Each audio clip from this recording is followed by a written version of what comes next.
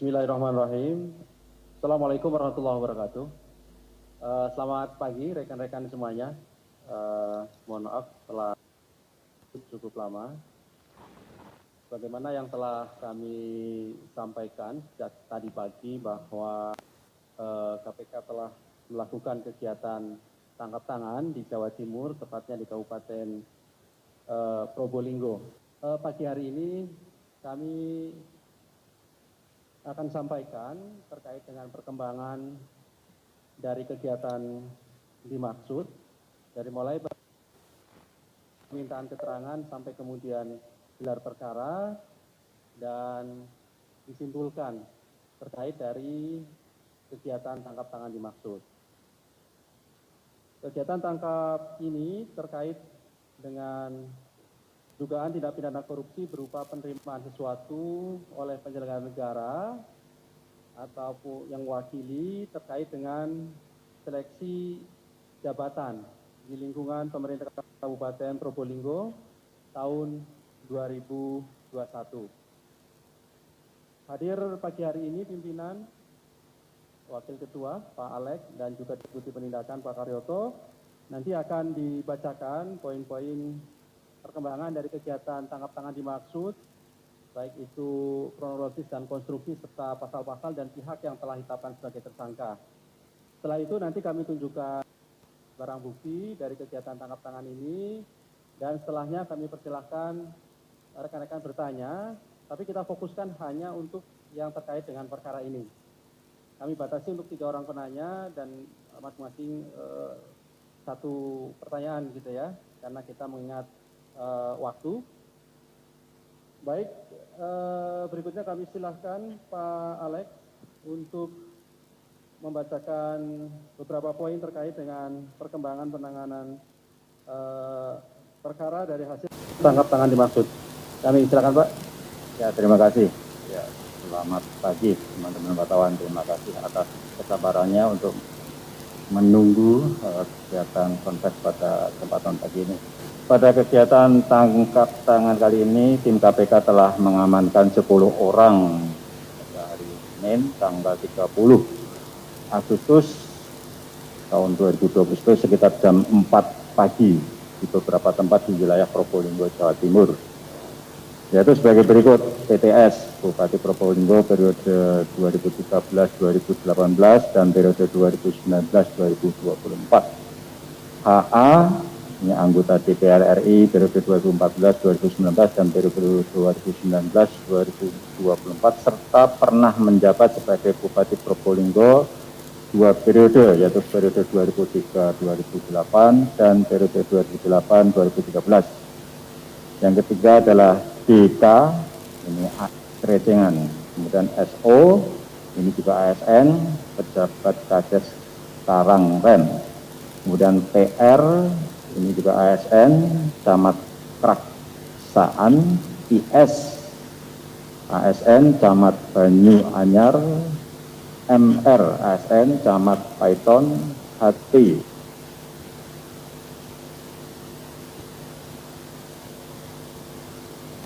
ASN, Camat Gading, PJK, ini ajudan, dan FR, ini juga ajudan.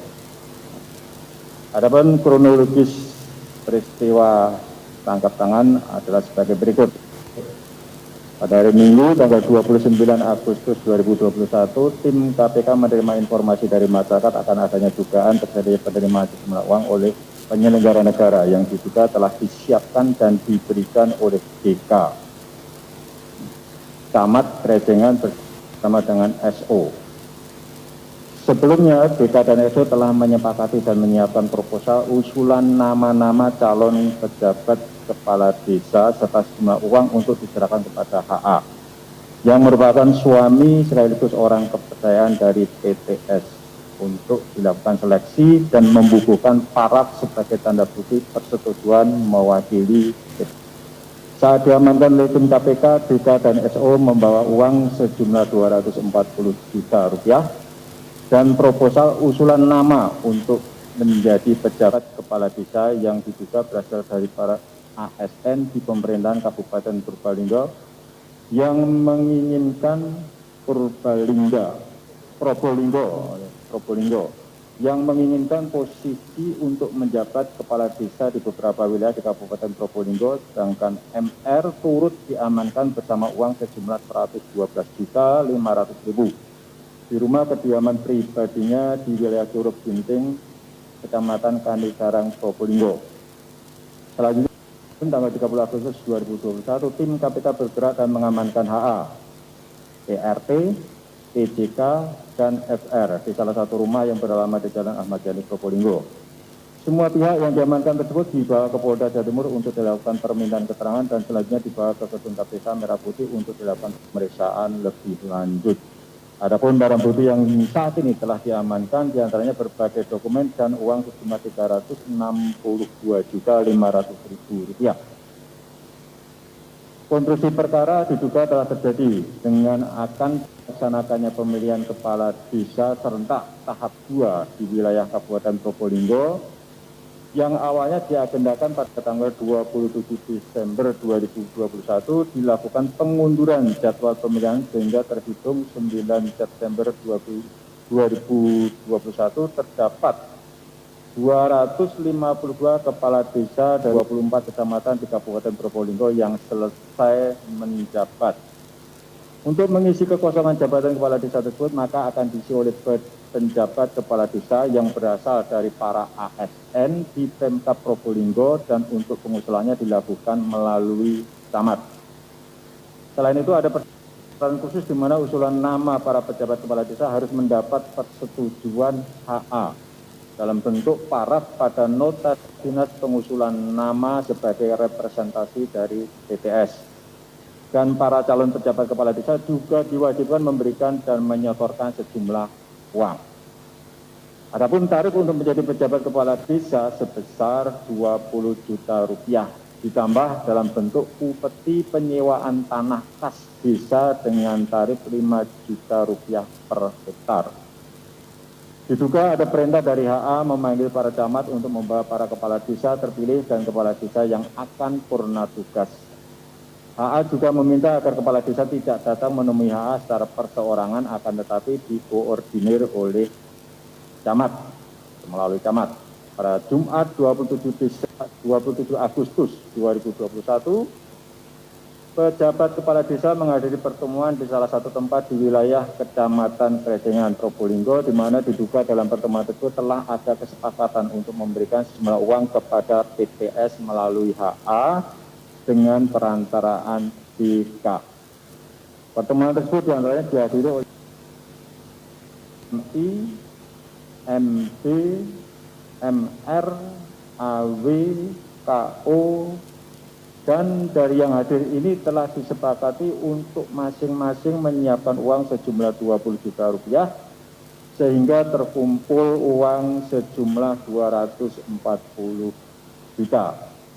Untuk mendapatkan jabatan selaku pejabat kepala desa di wilayah Kecamatan Paiton, MR telah pula mengumpulkan sejumlah uang dari para ASN hingga berjumlah Rp112.500.000 untuk diserahkan kepada PTS melalui HA. KPK menetapkan 22 orang tersangka dalam perkara ini. Sebagai pemberi, PNS pemerintah Kabupaten Probolinggo sebagai berikut: SO, AW, MB, MU, MI, MB, MH, AW, KO, AS, JL, UR, NH, NUH, HS, SR, SO, SD. Ada 18 orang, ya, ini sebagai pihak yang nanti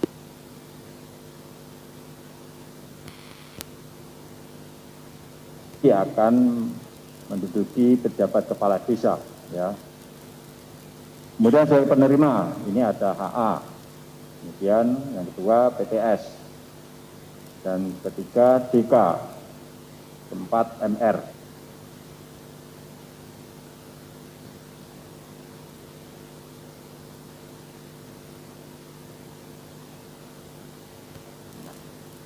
Para tersangka tersebut disangkakan sebagai pemberi, SO dan kawan-kawan disangkakan melanggar pasal 5 ayat 1 huruf A atau pasal 5 ayat 1 huruf B atau pasal 13 Undang-Undang Nomor 31 tahun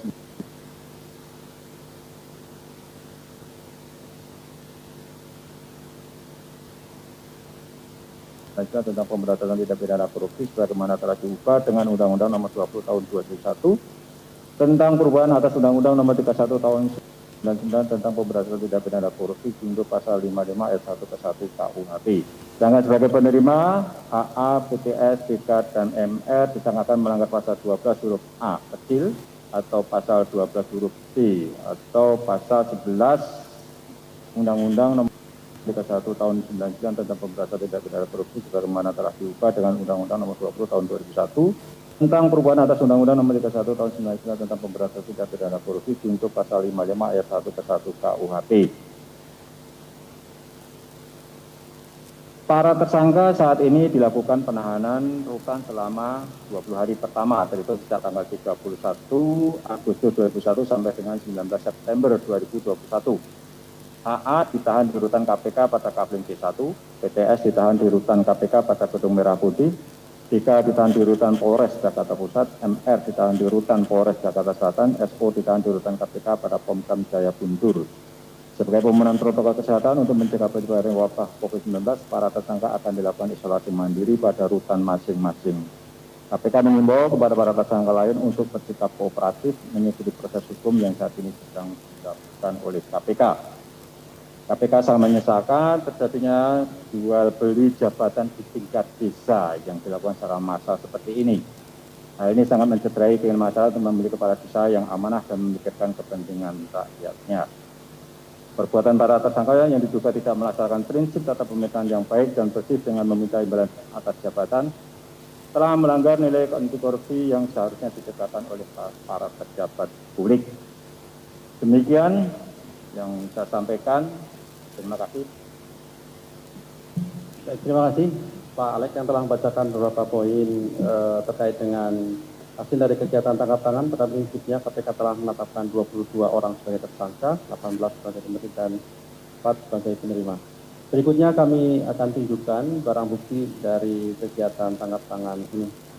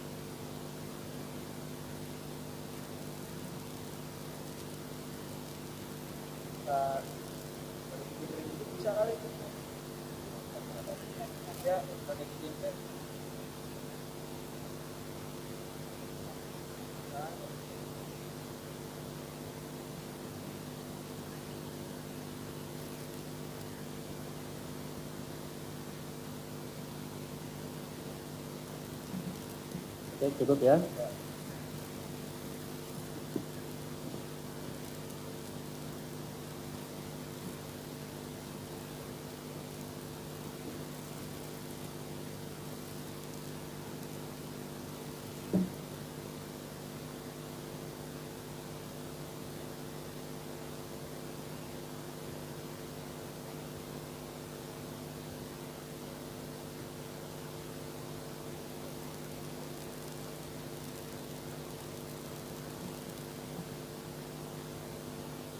Baik, berikutnya kami silakan 3 orang penanya, khusus untuk terkait dengan perkara ini dulu ya. 1, kemudian sebelah kanan saya 2, di tengah ada? Oke, 2 dulu ya, silakan. Boleh silakan Anda.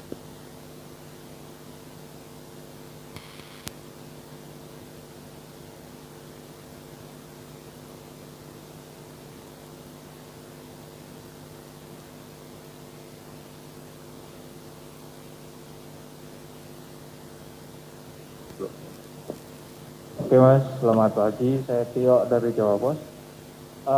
Total 22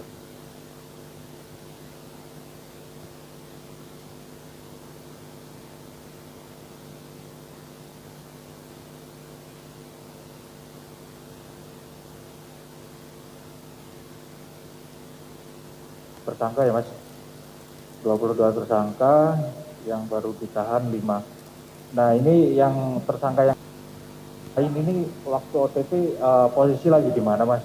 Kok nggak di bawah sekalian. Terus kemudian terkait dengan suap jual beli jabatan ya Mas. Suap jual beli jabatan ini Pak HA ini anggota DPR. Ini memang sengaja pulang kampung untuk mengkonsolidasikan itu atau memang ini mainannya sudah sejak lama atau seperti apa? Terus kemudian motif Mas, motif dari para penerima ini, total ada 4 ya kalau nggak salah. Ini untuk apa duit ini kira-kira? Apakah untuk sesuatu yang lebih besar lagi atau memang ini uang jajan atau seperti apa gitu? Motifnya Mas, masih. Terima kasih Mas Tio. Ini Mas. Oh ya. Malam ini Ridi. Saya Niko dari Kompas. Izin bertanya, sebenarnya agak janggal sih sebenarnya Pak. Dari kan sebenarnya panitia Pilkades itu kan dari BPD ya Pak, Badan Permusyawaratan Desa. Dan kalau misalnya hasilnya beda sama Pilkades kan apa ya, bisa BPD sama warganya tuh bisa ngamuk gitu. Nah itu sebenarnya ini bisa sampai ada jual beli jabatan, lalu sampai proses akhirnya tuh seperti apa? Memang sampai diduga ada ini ada jual beli jabatan itu gitu. Karena kan nanti ada Badan Musyawaratan Desa juga yang jadi panitia Pilkades. Lalu yang kedua, ini Pilkades kan diundur dan ada banyak daerah juga masih melakukan ini, akan melakukan ini. Nah, apakah pemantauan juga akan dilakukan di daerah-daerah lain atau proses masih berjalan atau gimana? Terima kasih. Baik, terima kasih Mas Niko. Saya beri kesempatan 1 orang penanya, karena di awal saya katakan ada 3. Kalau ada ya. Kalau tidak ada berarti cukup 2 orang penanya dengan 4 pertanyaan. Silakan Pak. Nanti Pak Deputi yang akan menambahkan. Ini ada 22 tersangka. Sementara yang ditahan barunya, yang lain kemana? Yang mungkin masih di rumahnya. Ya kan? Karena pada saat kita melakukan OTT, kita tidak menangkap secara keseluruhan 22 orang itu, tetapi kita melakukan tangkap terhadap orang-orang yang kebetulan menyerahkan uang, ya, yang membawa uang, gitu kan. Dan dalam pemeriksaan tadi di KPK dan di Polda Jawa Timur diketahui uang itu berasal dari mana. Nah, ternyata uang itu kan berasal dari para calon pejabat, ya, pejabat kepala desa, ya, yang bersedia untuk memberikan jumlah uang sebesar 20 juta tadi kan per orang tadi kan seperti itu, ya, uang itu. Nah itu juga makanya yang 18 tadi itu berdasarkan pemeriksaan para tersangka terkait dengan asal uang itu. Kemudian apa motifnya? Ya, motifnya nanti akan didalami lebih lanjut oleh penyidik. Tentu saja kalau korupsi itu motifnya adalah untuk mendapatkan sesuatu kan. Dalam hal ini adalah uang. Nah, uangnya untuk apa? Ya, bisa untuk macam-macam. Ya, terserah mereka yang meminta itu. Yang jelas ini ada syarat terkait dengan pejabat yang nanti akan ditunjuk dan diangkat menjadi penjabat kepala desa. Nah, itu syarat itu tadi disebutkan. Ya, ada dong kontribusinya 20 juta per orang dan nanti ada tambahan 5 juta upeti tentunya 5 juta per hektar dari tanah kas desa, tanah pinko. Ya. Jadi kepala desa itu kan selain mendapatkan penghasilan dari dana desa, ya, ada alokasi dana desa itu kan mereka sebelumnya kan juga mendapat tanah pinko yang diolah atau dikelola oleh kepala desa. Saya kira itu tadi sudah disampaikan, dan ini untuk penjabat kepala desa ini tidak melalui BPD, Badan Permusyawaratan Masyarakat Desa. Karena apa? Ini kan ada kepala desa yang sudah habis, September ya, sudah habis masa jabatannya, sementara untuk Pilkades berikutnya itu masih ditunda tahun depan, tahun 2022. Jadi ada kekosongan jabatan kepala desa di 252. Jadi untuk mengisi itu maka ditunjuk. Yang ditunjuk apa? Itu tadi para ASN di Pemkab Probolinggo, ya. Syaratnya itu tadi. Karena apa, penjabat kepala desa itu ditunjuk dan diangkat bupati, ya. Kemudian apa, tidak ada syarat yang lain, mungkin hak prerogatif dari bupati yang bersangkutan untuk menunjuk dan mengangkat pejabat kepala desa. Saya kira itu, mungkin Pak Karyoto ingin menambahkan. Terima kasih. Selamat pagi rekan-rekan wartawan. Mudah-mudahan kita sehat semua. Tadi Mas Tio masih menanyakan tentang HA itu sedang kegiatan apa. Ya ini akan kita tanyakan nanti kepada Tio-nya melalui pemeriksaan. Karena pada saat-saat sekarang ini kan kita banyak WFH atau WFO dengan posisi yang minim, ya. WFO minim, 25% beberapa, 50. WFH dan jarak itu kan sekarang udah jadi pendek ketika ada transportasi udara. Untuk jelasnya mungkin ya kembali nanti akan tanyakan dalam kegiatan apa, karena apapun ceritanya beliau juga mantan. Tersangka ini mantan bupati di tempat yang sama, dan pada saat ini juga bupati yang sedang menjabat adalah istrinya. Nah, masalah uang itu untuk apa, memang kami akan dalami lebih lanjut nanti, apakah ini dikatakan tadi sebagai uang jajan atau apa, nanti akan kita tanyakan lebih lanjut. Dan tentunya kami juga berkewajiban untuk men-trace hasil-hasil yang lain, apakah nanti ada tindak pidana lain di luar tindak pidana yang berkaitan dengan pemungutan terhadap para PJ, di mana ada kekosongan. Itu yang berkaitan yang pertama.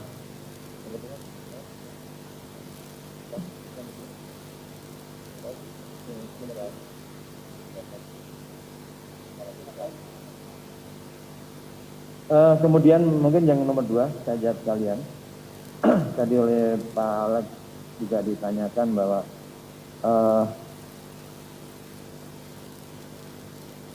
yang jelas memang ini sebagai prerogatif bupati, kemudian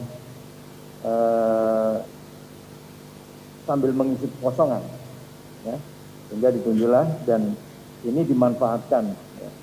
Dimanfaatkan karena ada kewenangan di bupati dan ada kesepakatan dari orang-orang itu melalui mekanisme tertentu yang seharusnya kalau memang memilih itu kan ada semacam apa, usulan atau apa yang dicari yang terbaik, tapi ini dicari yang takat, sehingga terjadilah pemungutan kepada pihak-pihak yang nantinya akan dijadikan PJ.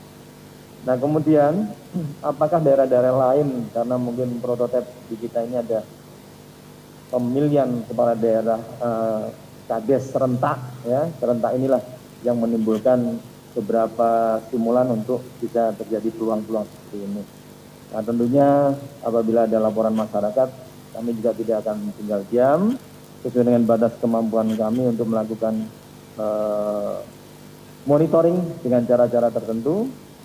Tentunya juga akan kita cari, kalau memang ada ya, tidak menutup kemungkinan nanti akan menyusul yang lain yang semotif seperti ini. Mungkin itu. Terima kasih.